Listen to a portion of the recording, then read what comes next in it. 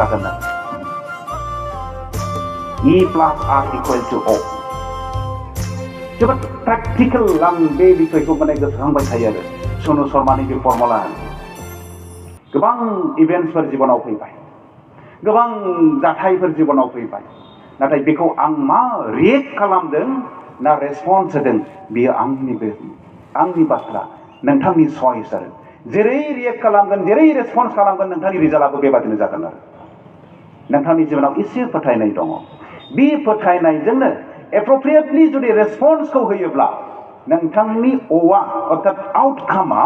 रिजाल्टआ बिराद बेटार बिराद मोजां मोनसे रिजाल्ट फैगोन आरोखि दा बेनिखायनो जोङो बेखौ साबधानै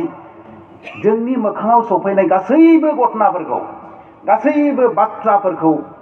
जोङो मोजाङै नोजोर होनानै बिनि रेसपन्सफोरखौ जोङो एप्रोप्रिएटलि जोङो होनो जोङो सेस्था खालामनि आरो बिनि रेसपन्सनि माखासे मेथडलजिफोरखौ बिनि खायदा बायदाफोरखौ जों बहा मोनगोन नैबे गोथां बाथ्रा जायखौ मैया आं गले गले बुंबाय थाबोदों जे इसोरनि बाथ्राया गोथां बोलोग्रा बियो जोंनि जिउफोरखौ सुफ्लङो बियो जोंनि सोलेरफोरखौ सुफ्लङो आरो जोंनि बेगेंनि मेरु बेगेंनि मा होनो घिफोरखौबो बियो सुफ्लंनो हाग्रा बेबायदि दा बे मेथडलजिखौ बे आरखौ जोङो नैबे गोथां बाइबेलनिफ्राय जोङो लानो जोङो सेस्था खालामनि अब्ला जोंनि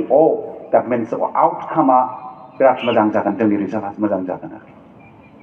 दा बेनिखायनो ख्रिस्ट'नियाव अनलायग्राफोर जोङो बे बिसयखौ जोङो गोथौयै जोङो देहेन खालामनानै जोङो नायनि दानिया आङो माखासे चेलेन्जनि बाथ्रा आङो बुंनोसै बे जाबाय जोंनि बाइबेलाव जोङो फरायब्ला नुनो मोनदों जेसेबां इसोरनि सायख'जानाय लेंफोर नाबिफोर गावनि रायतफोरखौ दैदेननो सायख'जानाय मानसिफोर जिसु ख्रिस्ट'नि सोलोंसाफोर बिसोरनि एभारेज एजखौ आङो दाख्लैनिफ्राय आङो नायबाय थादों आरो जेब्ला इसोरनिफ्राय बिसोरो दायित्वखौ मोनदोंमोन बिसोरनि बैसोनि एभारेज बैसो बिसोरनि गड़ै बैसोफ्रा 17 to 20 मैक्सिमाम 30 17 to 30 मैक्सिमाम आरो बिनि गाहायसिनबो 7 बोसोर 8 बोसोराव बेबायदि जानायफोरबो दंबावो आं बिसोरखौ दोनथ'दों आरो दिनै ख्रिस्ट'नियाव अनलायग्राफोर आङो मैया जे बाथ्राखौ बुंदोंमोन जे जेसेबां डेलिगेटफोर फैदों जायफ्रा लाइस'नायनि अनगायै बिमा बिफाफोर दङ माखासे दैदेनगिरिफोर दङ बिथांमोनखौ नागारनानै बे कनफारेन्सनि डेलिगेटफोरनि गड़ एभारेज एजआ जाबाय 17 to माने 18खौनो लादो आरोखि 17 to 20 इयार्सनि दा बेनिखायनो बे चेलेन्जखौ आङो लाबोनो सानदों आरो बे चेलेन्जखौ लाबोनायनि सिगां मोनसे कनसेप्टखौ आं नोंथांमोननो बुंथिनो गोसो जादों बे जाबाय A cup of cold water खुरैसे दै गुसु जोंनि हुदायाव दङमोन ना खुरैसे दै गुसु होनलायनाय दंमोन दा गैलान्दां दङ दा दाबो हुदायाव दङ बे गोलाव बिनाव इन्टारसेसर प्रेयाराव दङ दां आच्छा जोंनि आल्टिमेट जोंनि पारपसआ जाहैबाय आल्टिमेट जोंनि ख्रिस्टियान जिबननि आल्टिमेट पारपसआनो जाहैबाय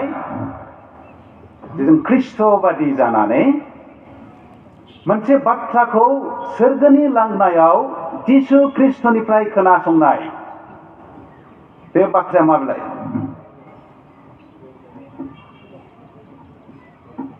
वेल डान मा होनना बुङो बेखौ साबायस मोजां मावबाय आगदाथिंनि लामाजों थांनानै गोथारफोरजों लोगोसे थायो आं साधारन भाषा बुंबाय आरो जोंनि आल्टिमेट जोंनि लाइफनि पारपसआ बे आरो दा बेनि अनगायैबो जोंहा माखासे रेसपन्सिबिलिटिसफोर दङ बे जाबाय Christian social responsibility Christian youth social रेसपन्सिबिलिटिखौनो आङो बुंबाय आरो गिदिर कम्पानिया CSR थायो नङा कर्परेट ससियेल रेसपन्सिबिलिटि जायफ्रा हयथ' बेफोर बिषयखौ गोबाङानो मिथिखागौ